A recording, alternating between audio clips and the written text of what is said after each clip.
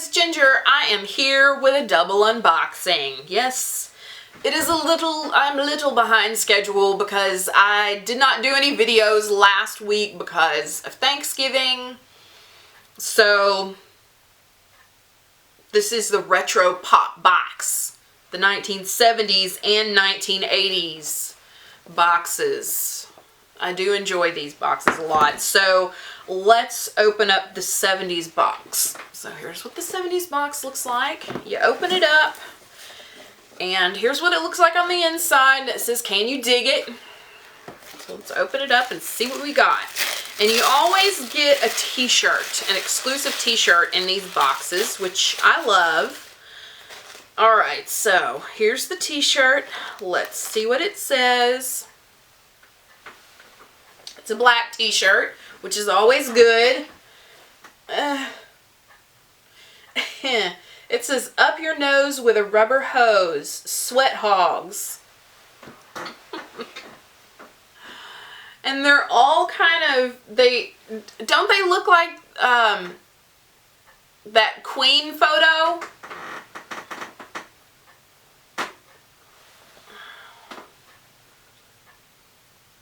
Anyway, that's pretty funny. Yeah, I did love Welcome Back, Kotta. Alright, so the next item is, I remember these. Oh, wait. Let me get the card off the bottom. It's always on the very, very bottom. You have to lift the whole thing up to get the card. So the t-shirt says, Sweat Hogs Rhapsody. Yeah, there you go. It's the shot from Bohemian Rhapsody.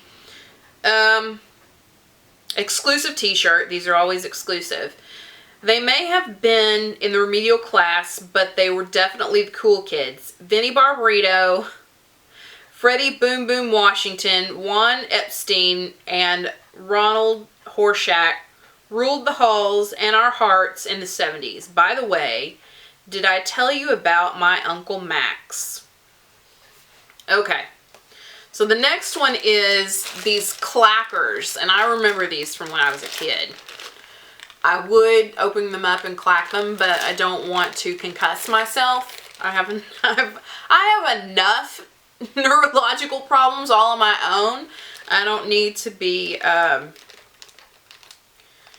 don't need to whack myself in the head with some plastic balls. Okay, it says, "These were banned in the 80s for a reason. Play with caution." It's these Clackers. They're on long strings, and you do it back and forth, and they go around in circles and clack. Alright. It says, "A popular toy in the early 70s, much to the chagrin of anyone with ears. Clackers were almost as dangerous as they were fun. They were banned in the mid-80s because they would occasionally shatter while clacking and could make a pretty effective weapon. This and bag o' glass are why we can't have nice things." Alright, so there's that. Alright, the next item is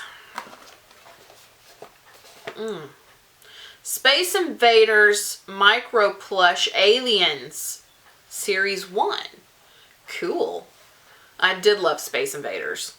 It says here, "Space Invaders Blind Box Plush. The enemy is upon us. Luckily, these 8-bit plush are much better lovers than fighters. However, I wouldn't turn your back on them just in case." Okay, so that's what that is. And it has which ones you can get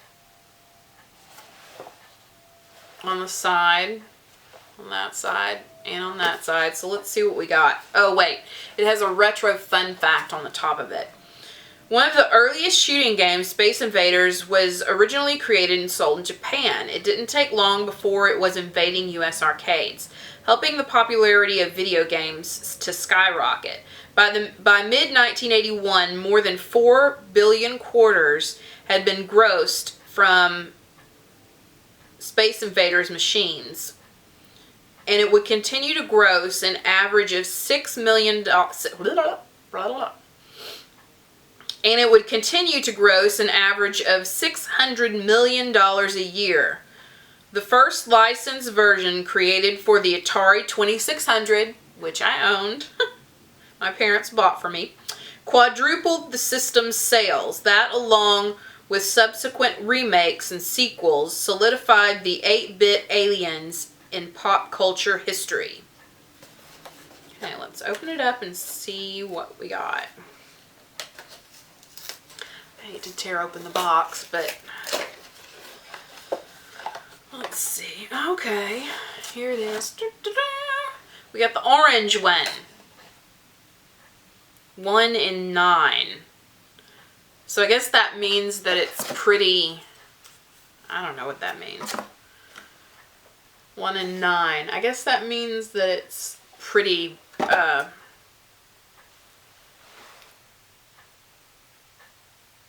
it's the one you'll get more often.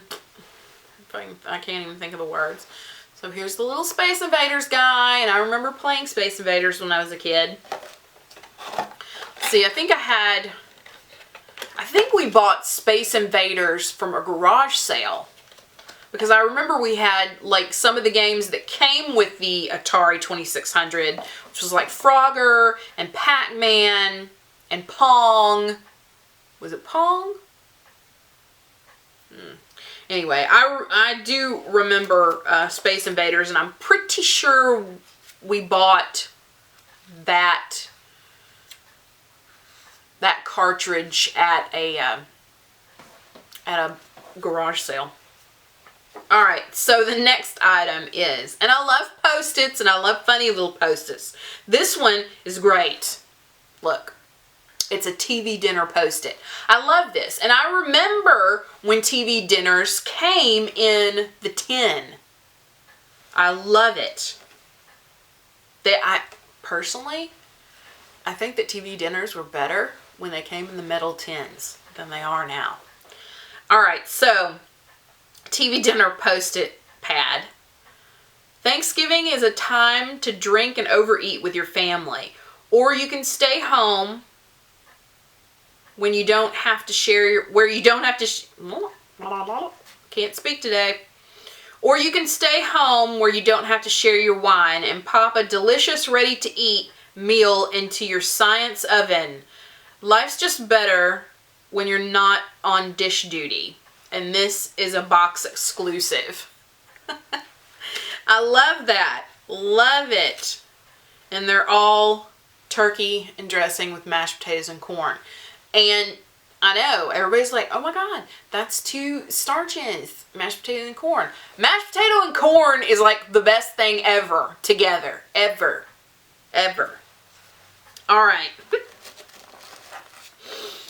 Oh, wow. This is the last thing. I love this. Love it. Look, it's recipe cards from the 1970s. And you know how? It has the mushrooms on it. You can't see it, but up there, I have a ledge that's up above my, I may take my camera off and show you at the end of the video. I have my grandmother's canister set from the 70s that she got at Sears. And they were orange mushrooms. It's a very 1970s. Orange and brown. There they are up there from the 1970s. Alright, so let's see what this says. Recipe card set. What's that smell? Must be Mom's famous Frankfurter Spectacular. Now you can share your family's favorite nauseatingly delicious food with these groovy recipe cards. And remember, when in doubt, put in aspic. Ooh. So, that's pretty cool. Okay, so that is everything that is in the November 70s box. So let's open up the 80s box and see what we got. Here's the 80s box. And when you open it up, it says to the max. And all of these boxes have an exclusive t-shirt, like I said before. So let's open it up and, well, let's pull the whole thing out. The whole thing out and get the card. So there's the card.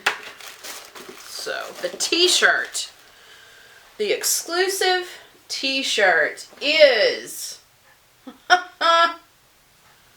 here we go. It's a Pet Monsters t-shirt. It says, adopt a pet monster, 1986 pledge drive. How funny. Okay, let's see what this says. And this is a box exclusive. Adopt a pet monster exclusive t-shirt. Monsters need love too. Some dental work also wouldn't hurt this little fella. My pet monster was one of the few plush toys marketed to boys in 1986.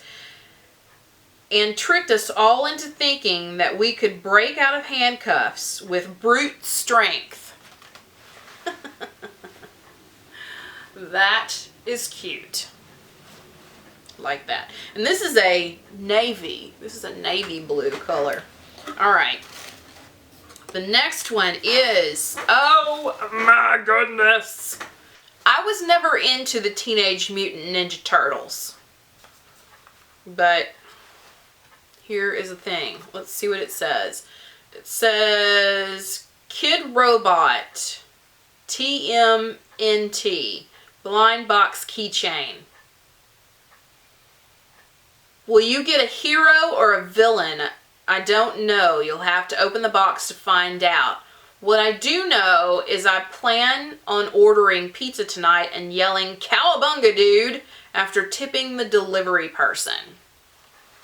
So, yeah, I was never into the Teenage Mutant Ninja Turtles for some reason. I don't know why. I never was. Which, I don't know. Maybe, I think they came out too late in the 80s.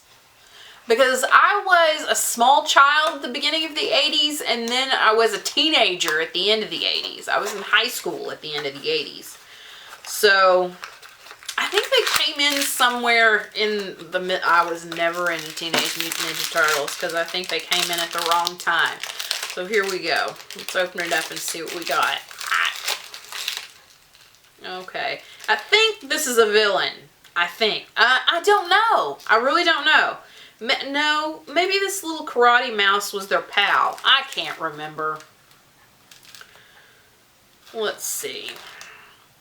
Oh no, he is a good guy. Splinter. So, it's the little rat guy. Like I said, I think I was a little too old by the time this hit. And now it seems like it goes through waves of being popular. Alright, the next item is Deja Vu. We got another thing of these. Yeah, I'm pretty sure that they didn't, yeah, well, because most people didn't have microwave ovens, you know, like regular people didn't have microwave ovens until, you know, like the mid-80s. So we still put these in the old good old oven. So we got another TV dinner Post-its. What do we got here?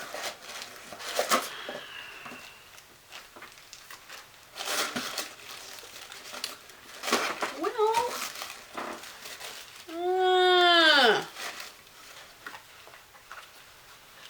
oh no. There's an item missing in here. There is, which is an item that I actually know that would be pretty cool. Well, here's another one. This is the Mad Libs. And I don't remember if I did Mad Libs or not.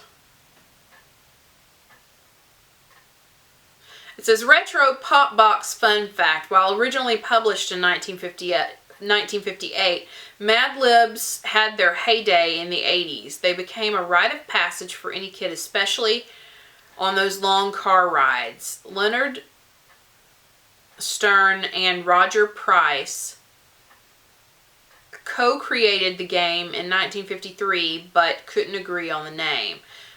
Then one fateful summer morning at Sardi's restaurant in New York, an actor and his agent were having coffee and an argument.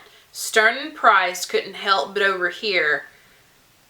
The actor wanted to ad-lib an interview, and his agent thought it was a mad thing to do. So, it says, this time-honored tradition of using all the bad words in your vocabulary in one place. Oh wait, was that just me? And this is the Gobble Gobble Mad Libs. So this is the Thanksgiving Mad Libs. Okay, now there is an item missing in here.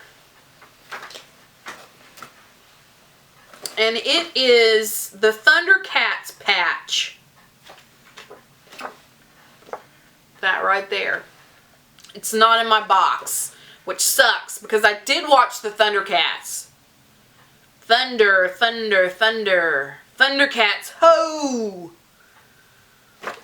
There you go. Well, that is everything that is in the November 80s Retro Pop box. So that's everything that's in the November Retro Pop boxes for 1970s and 1980s. Don't forget to give this a thumbs up if you enjoy these unboxings. Don't forget to subscribe if you haven't already so you can come back and sit for a spell. And I'll see you in the next video. Bye.